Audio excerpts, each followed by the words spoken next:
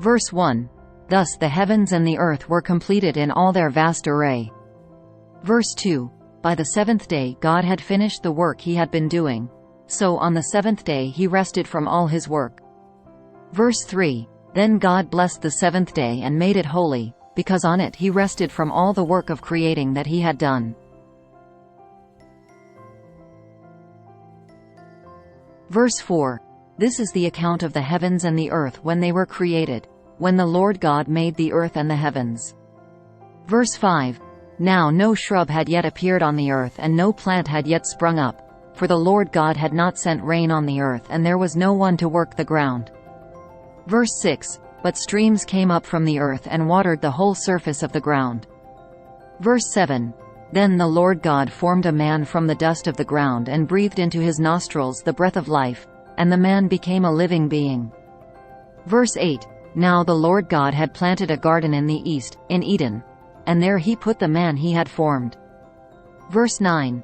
The Lord God made all kinds of trees grow out of the ground, trees that were pleasing to the eye and good for food.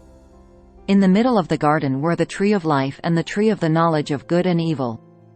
Verse 10. A river watering the garden flowed from Eden. From there it was separated into 4 headwaters. Verse 11. The name of the first is the Pishon. It winds through the entire land of Havilah, where there is gold. Verse 12. The gold of that land is good. Aromatic resin and onyx are also there. Verse 13. The name of the second river is the Gihon.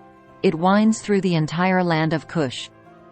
Verse 14. The name of the third river is the Tigris. It runs along the east side of Ashur. And the fourth river is the Euphrates. Verse 15. The Lord God took the man and put him in the Garden of Eden to work it and take care of it. Verse 16. And the Lord God commanded the man, You are free to eat from any tree in the garden. Verse 17. But you must not eat from the tree of the knowledge of good and evil, for when you eat from it you will certainly die. Verse 18. The Lord God said, It is not good for the man to be alone. I will make a helper suitable for him. Verse 19. Now the Lord God had formed out of the ground all the wild animals and all the birds in the sky. He brought them to the man to see what he would name them, and whatever the man called each living creature, that was its name. Verse 20. So the man gave names to all the livestock, the birds in the sky, and all the wild animals. But for Adam no suitable helper was found.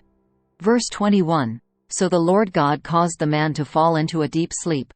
And while he was sleeping, he took one of the man's ribs and then closed up the place with flesh. Verse 22. Then the Lord God made a woman from the rib he had taken out of the man, and he brought her to the man. Verse 23. The man said, This is now bone of my bones and flesh of my flesh. She shall be called woman, for she was taken out of man. Verse 24. That is why a man leaves his father and mother and is united to his wife, and they become one flesh.